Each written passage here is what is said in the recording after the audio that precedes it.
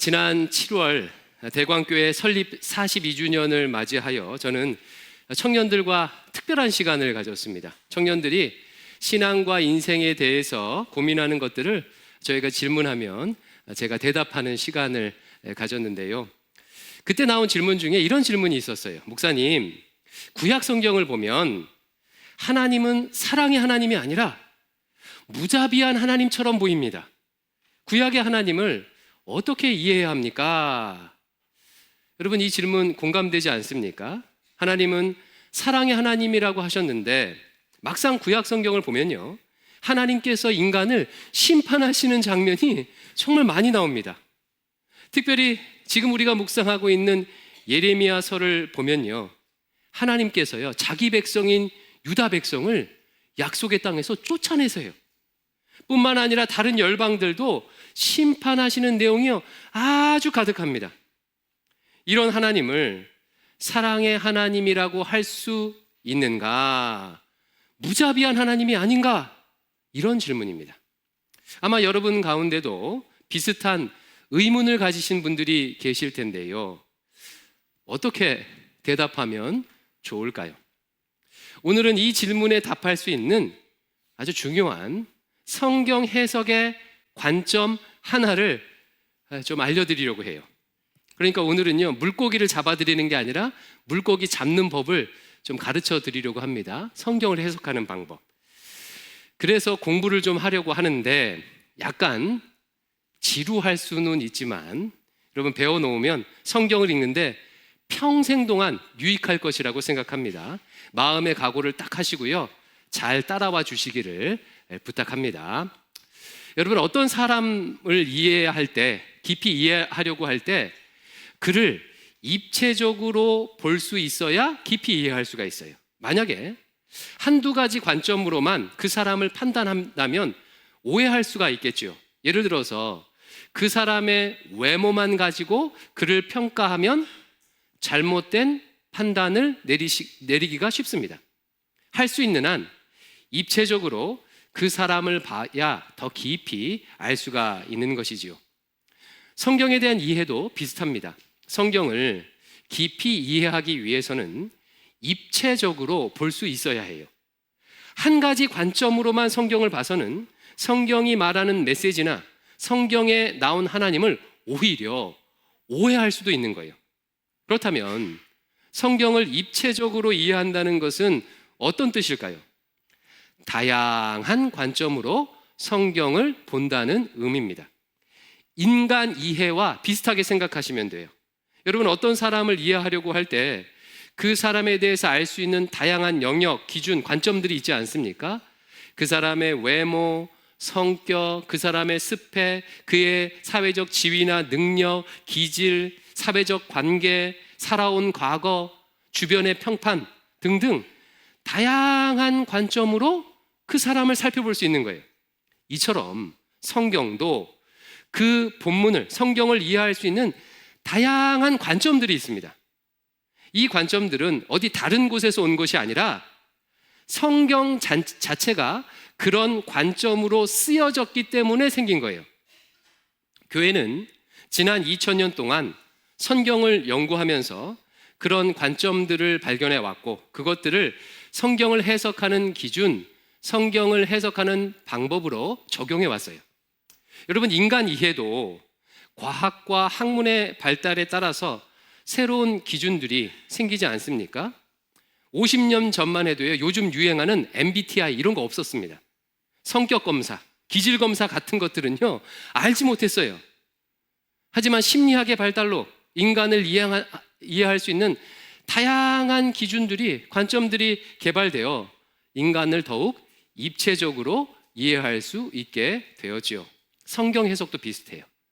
신학의 발전과 더불어서 성경을 읽고 이해하는 다양한 관점들이 그동안 정립되어 왔고 그 다양한 관점들로 인해서 성경을 더욱 입체적으로 해석할 수 있게 되었습니다.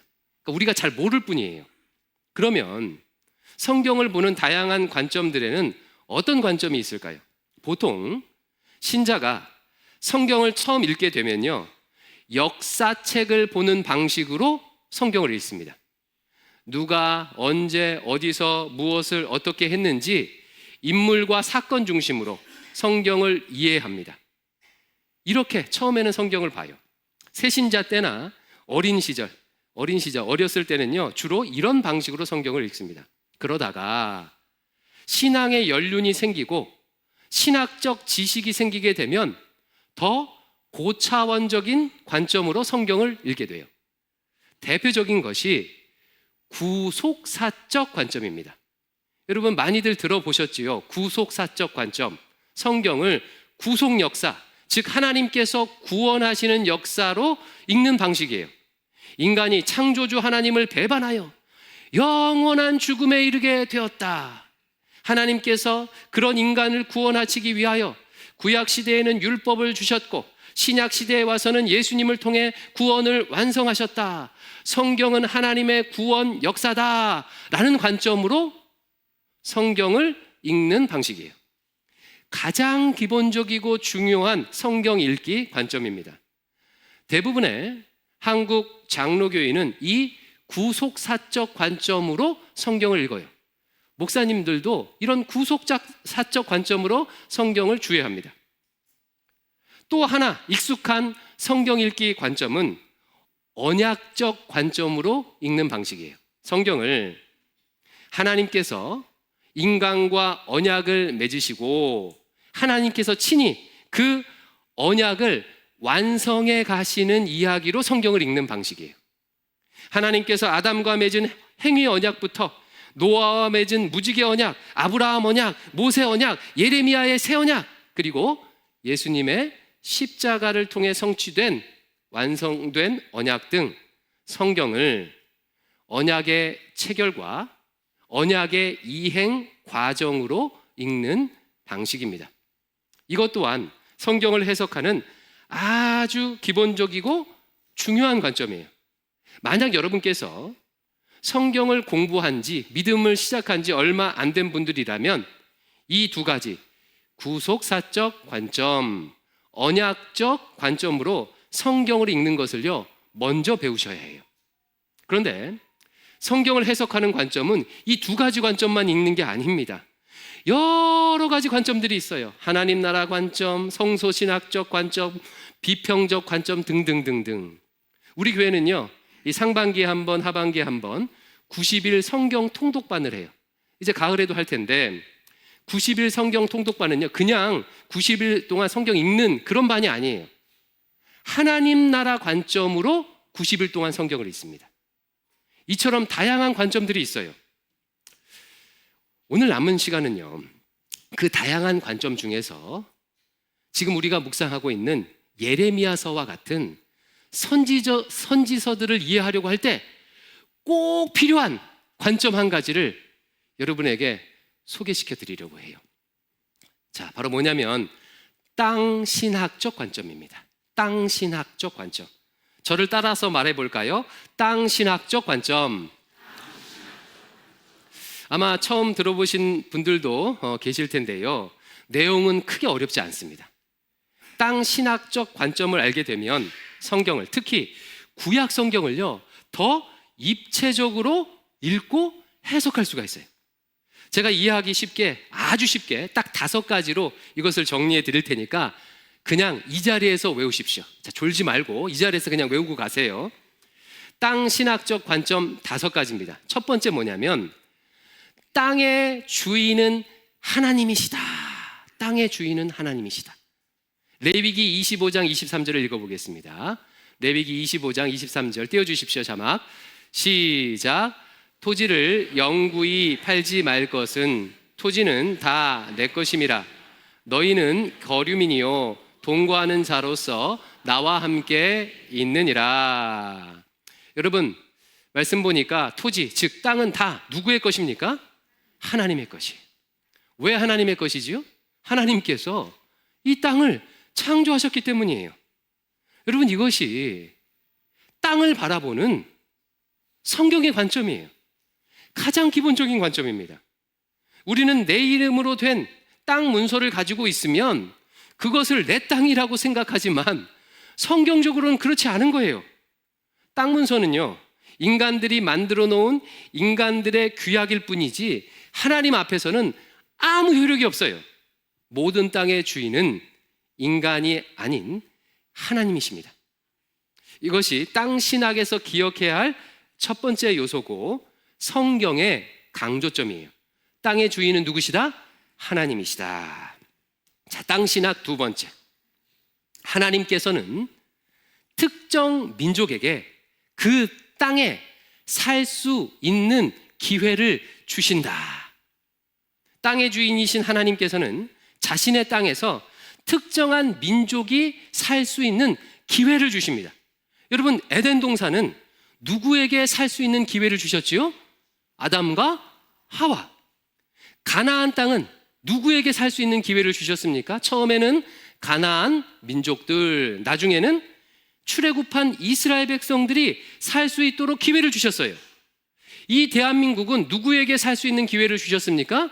우리 대한민국 사람들이요. 왜 하필 그 민족을 그 땅에 살게 하셨는지 정확한 이유는 알 수 없지만 확실한 것은 어떤 땅에 누가 살지는 하나님께서 결정하시는 거예요. 땅 신학의 두 번째, 하나님께서 특정 민족에게 그 땅에 살 수 있는 기회를 주신다. 그러므로 여러분, 그 땅에 사는 사람은 그 땅의 주인입니까? 아니면 임차인입니까? 임차인이겠죠. 이게 세 번째예요. 인간은 그 땅에 임차인으로 거주한다. 아까 읽었던 레위기 25장 23절을 한 번 더 읽어보겠습니다. 자, 띄워주십시오. 시작. 토지를 영구히 팔지 말 것은 토지는 다 내 것임이라. 너희는 거류민이요 동거하는 자로서 나와 함께 있느니라. 하나님은 땅 주인이고 너희는, 우리는 뭐라고 말하고 있지요? 거류민이요 통거하는 자다.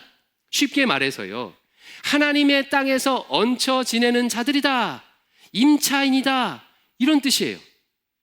사랑하는 성도 여러분, 우리가 소유하고 있는 모든 것들은 사실은요 내 것이 아닙니다.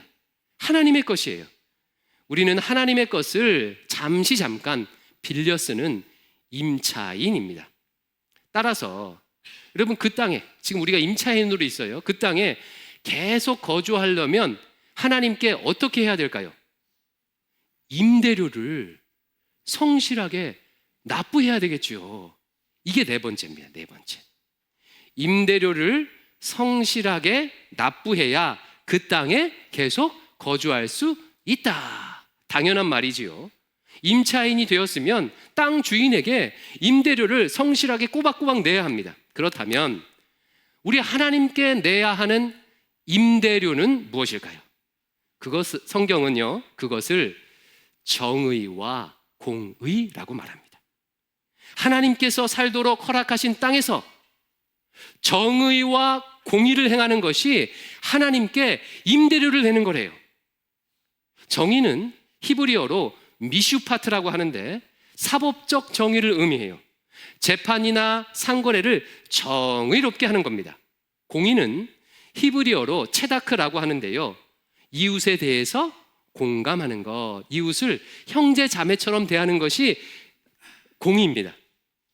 하나님의 땅에서 재판과 상거래를 정의롭게 하고 이웃을 형제 자매처럼 대할 때 하나님께서는요, 우리가 임대료를 성실하게 납부하는 것으로 알고 그 땅에 계속 거주할 수 있도록 허락하세요.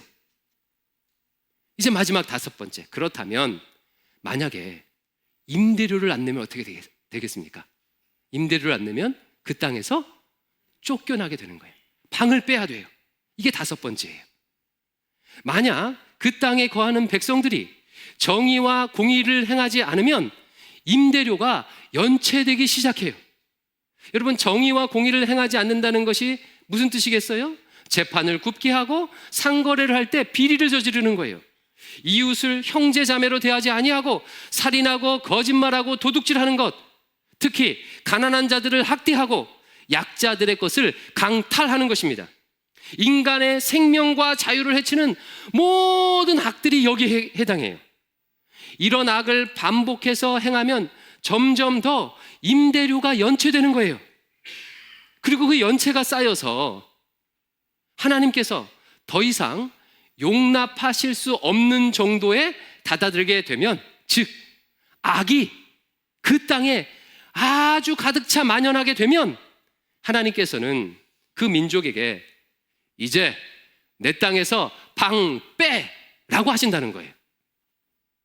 하나님께서요, 가나안 땅에 있는 족속들을 쫓아내고 출애굽한 이스라엘 백성에게 가나안 땅을 주신 이유가 바로 여기에 있습니다.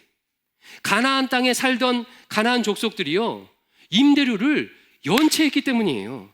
정의와 공의를 행하지 않고 악을 행했기 때문입니다. 자, 창세기 15장 15절 16절을 읽을 텐데요, 이 말씀은 하나님께서 아브라함에게 약속하시는 내용이에요. 아브라함의 자손들이 한참 후에 출애굽해서 가나안 땅에 다시 들어올 것이라는 것을 미리 예언해 주시는 내용인데, 어떻게 예언하시는지 한번 보시겠습니다. 15절 16절 같이 읽습니다. 시작. 너는 장수하다가 평안히 조상에게로 돌아가 장사될 것이요, 내 자손은 4대 만에 이 땅으로 돌아오리니 이는 아모리 족속의 죄악이 아직 아니라 하시더니. 여러분 이해되십니까? 다시 설명하면 이런 내용이에요. 아브라함아, 너는 이제 곧 죽게 될 텐데 대신 네 자손들은 4대가 지난 후에 400년이 지난 후에 여기 가나안 땅으로 다시 돌아오게 될 거야. 지금 당장 네 자손들이 이 가나안 땅에서 살지 못하는 이유는 먼저 살고 있는 아모리 족속의 사람들의 죄가 아직 가득 차지 않기 때문이란다, 이런 뜻이에요. 가나안 땅에 먼저 살고 있던 아모리 족속은요, 하나님께 임대료를 연체했어요. 정의와 공의를 행하지 않고 강포와 포악을 행하며 악한 짓을 일삼았습니다. 다만 아직까지는요, 그 연체가 하나님께서 정해놓은 기준까지 다다르지 않았기 때문에 아직까지는 거주할 수 있습니다. 하지만 곧 그 기준을 넘어서게 되면 그 땅에서 방을 빼야 한다는 거예요. 그리고 그때 이스라엘 백성들이 가나안 땅에 들어오게 된다는 뜻입니다. 여러분, 하나님은요, 이스라엘 사람들에게 가나안 땅을 주시기 위해서 죄 없는 가나안 사람들을 그냥 몰아내시는 분이 아니에요.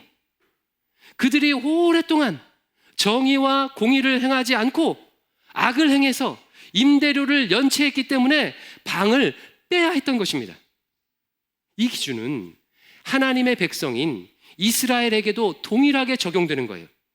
하나님은 이스라엘에게 가나안 땅에서 살 수 있도록 기회를 주셨습니다.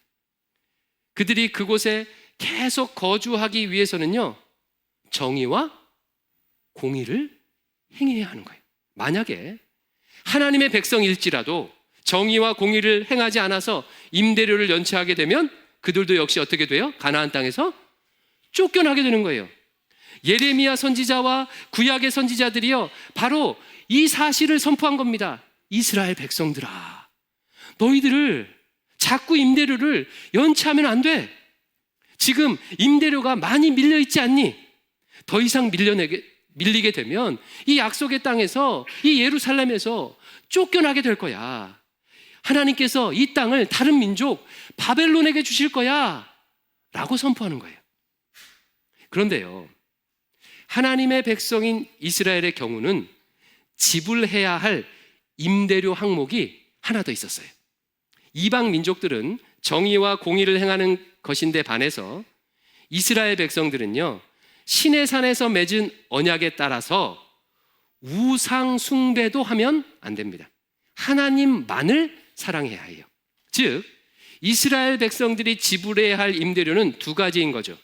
정의와 공의를 행하기, 우상 숭배하지 않고 하나님만 섬기기. 이를 어길 경우 택함 받은 민족일지라도 그들은 약속의 땅에서 쫓겨나게 됩니다. 그리고 실제로 약속의 땅인 예루살렘을 바벨론에게 넘겨주어야 했습니다. 이상이 땅 신학의 5가지 내용이에요. 여러분 정말 어렵지 않죠? 진짜 쉽지요? 복습해 볼게요. 첫째 뭡니까? 땅의 주인은 하나님이시다. 둘째, 하나님께서는 특정한 민족에게 그 땅에 살 기회를 주신다. 세 번째, 인간은 임차인으로, 주인이 아니라 임차인으로 그 땅에 거주하는 것이다. 네 번째, 임대료를 성실하게 납부해야 그 땅에 계속 거주할 수 있다. 임대료는 뭐예요? 정의와 공의. 자, 다섯 번째, 임대료를 연체하면 어떻게 됩니까? 그 땅에서 쫓겨난다. 이게 땅 신학의 핵심 내용 5가지예요. 자, 그러면 새롭게 배운 이 땅 신학의 관점으로 오늘 본문을 한번 해석해 볼게요. 적용을 한번 해보겠습니다. 오늘 본문은요, 하나님께서 예레미야를 통해 이스라엘과 주변 나라들에게 심판을 선포하는 내용입니다. 먼저 이렇게 선포해요. 새번역 성경으로 5장 27절 상반절을 읽어볼 텐데 같이 한번 읽어볼까요? 시작. 내가 큰 권능과 편팔로 이 땅을 만들고 이 땅 위에 있는 사람과 짐승도 만들었다. 그럼 무슨 말이죠? 하나님께서 땅 주인이라고 지금 선포하시는 거예요.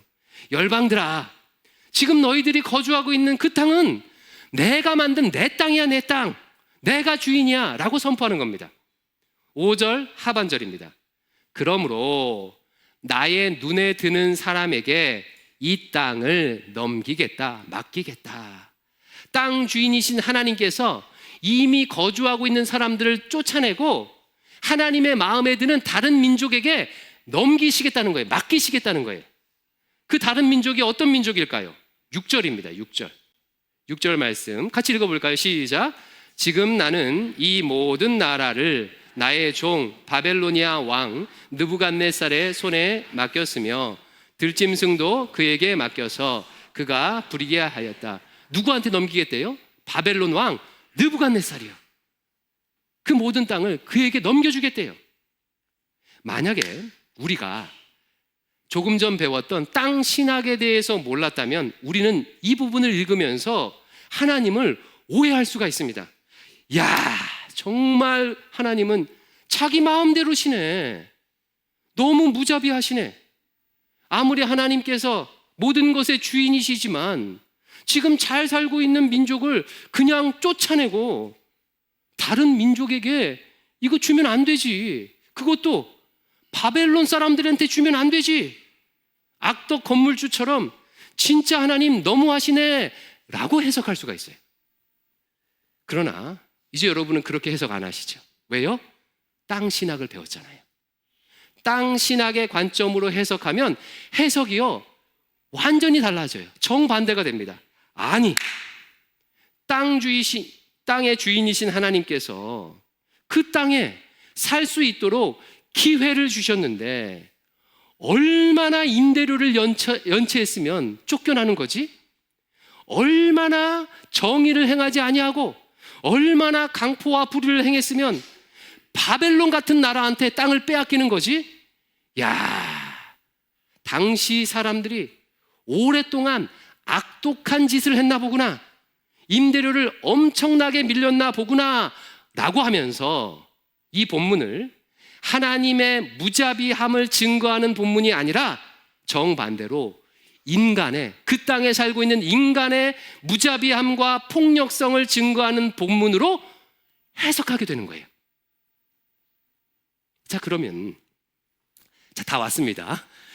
설교 초두에 말씀드렸던 한 청년이 저에게 했던 질문에 이제 한번 대답해 보세요. 한 청년이 저에게 이런 질문을 했다고 말씀드렸죠. 목사님, 구약 성경을 읽어보면 하나님이 사랑의 하나님이 아니라 심판하시는 무자비한 하나님으로 느껴집니다. 여러분, 뭐라고 대답할 수 있겠습니까? 땅 신학적 관점으로 대답하면 되는 거예요. 구약에 나온 하나님께서 인간을 심판하시는 본문은 하나님의 무자비함이 아니라 오히려 인간의 무자비함을 증거하는 본문이란다. 인간이 너무나도 다른 인간들에게 폭력을 가하기에 그 인간의 끔찍한 악을 끊기 위해서, 사람들을 보호하기 위해서 하나님께서 그 민족들을 그 땅에서 살 자격을 박탈하는 것이란다 라고 대답하면 되는 것입니다. 사랑하는 성도 여러분, 우리 하나님은 사랑의 하나님이십니다. 하나님은 인자와 자비가 무궁하신 분이세요. 그 하나님께서 아무 이유 없이 이스라엘과 열방을 심판하지 않으십니다. 그들이 심판을 받는 이유는 오랫동안 임대료를 연체했기 때문인 거예요. 이웃의 생명과 자유를 빼앗고 전쟁과 폭력을 일삼고 가난한 자들을 학대하고 재판과 상거래를 굽게 했기 때문이에요. 그 사랑의 하나님마저도 용납할 수 없을 만큼 그 땅에 너무나도 악이 만연하기에 그 땅에서 사람들을 쫓아내는 것입니다. 그러면 마지막으로 여러분, 이 땅 신학은 우리에게 어떤 통찰을 주겠습니까? 우리가 소유하고 있는 모든 것들은 내 것이 아니라 하나님께로부터 임대한 것임을 분명히 알려줍니다. 사랑하는 성도 여러분, 우리는 임차인입니다. 주인이 아니에요. 신약적인 용어로 하면 청직입니다. 우리는 청직이에요. 우리의 가정도 교회도 심지어 내 몸도 내 것이 아닌 주인 되신 하나님께 임대해서 쓰는 것입니다. 그러므로 임대료를 성실히 납부해야 그곳에서 계속 거주할 수가 있어요. 만약에 내 가정에서 정의와 공의를 행하지 않고 배우자와 자녀들에게 함부로 하고 지속적으로 가정 안에서 악을 행한다면 하나님께서는요, 그 사람을 그 가정에서 살 자격을 박탈하십니다. 가정이 깨어지는 이유가 여기에 있는 거예요. 교회도 마찬가지입니다. 교회 안에서 정의와 공의를 행하지 않고 형제 자매들에게, 성도들에게, 교우들에게 함부로 대하고 해를 가하게 되면 임대료를 연체하는 거예요. 연체가 쌓이면 그 교회에 거주할 자격을 잃게 돼요. 교회가 깨어지겠지요. 내 몸도 마찬가지예요. 주인 되신 하나님께서 맡겨주신 이 몸을 아름답게, 이 몸을 향해 정의와 공의를 행하지 않고 술 취하고 방탕하고 음란하고 중독적으로 살게 되면요, 이 몸에서 살 자격을 박탈당합니다. 방을 빼야 해요. 건강을 잃어버리게 되고 내 몸이 아닌 것처럼 살게 되는 거예요. 사랑하는 성도 여러분, 우리가 가진 모든 것이 하나님의 것임을 기억하시기 바랍니다. 주인 되신 하나님께 임대료를 성실하게 납부하십시오. 가정에서, 교회에서 이웃들에게 정의와 공의를 행하세요. 성실한 임차인이라고 하나님께 칭찬을 들을 수 있기를 축원합니다. 자, 마지막으로 한 번 더 땅 신학 5가지 외워보고 마치겠습니다. 첫 번째, 땅의 주인은 하나님이신다. 두 번째, 하나님은 특정 민족에게 그 땅에서 살 기회를 주신다. 세 번째, 모든 인간은 그 땅의 임차인이다. 네 번째, 임대료를 성실하게 납부해야 그 땅에 계속 거주할 수 있다. 임대료는 뭐라고요? 정의와 공의. 마지막 5번째, 임대료를 연체하면 그 땅에서 쫓겨나게 된다. 자, 기억하셨죠? 우리 이 마음을 담아서 함께 찬양합시다. 하나님께서 우리에게, 각자에게 맡겨주신 땅이 있어요. 사명지가 있습니다. 하나님, 그 땅에서 주님께 아름다운 열매를 가득 올려드리겠습니다. 이 마음을 담아 찬양하겠습니다. 주께서 주신 동산에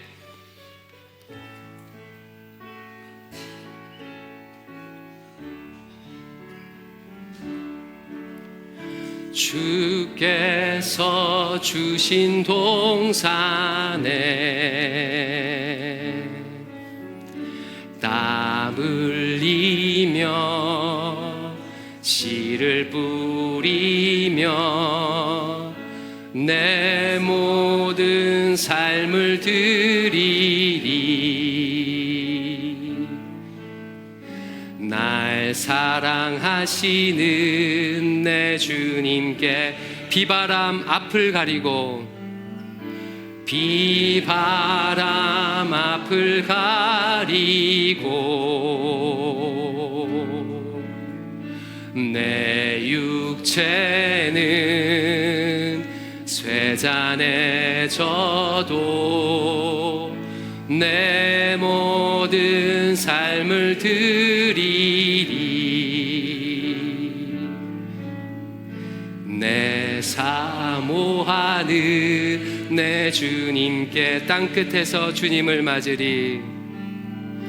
땅끝에서 주님을 맞으리. 주께 드릴 열매 가득한 곳, 땅끝에서 주님을 배우리. 주께 드릴 노래 가득한 곳, 땅의 모든 그 찬양하라. 주님 오실 길 예비하라.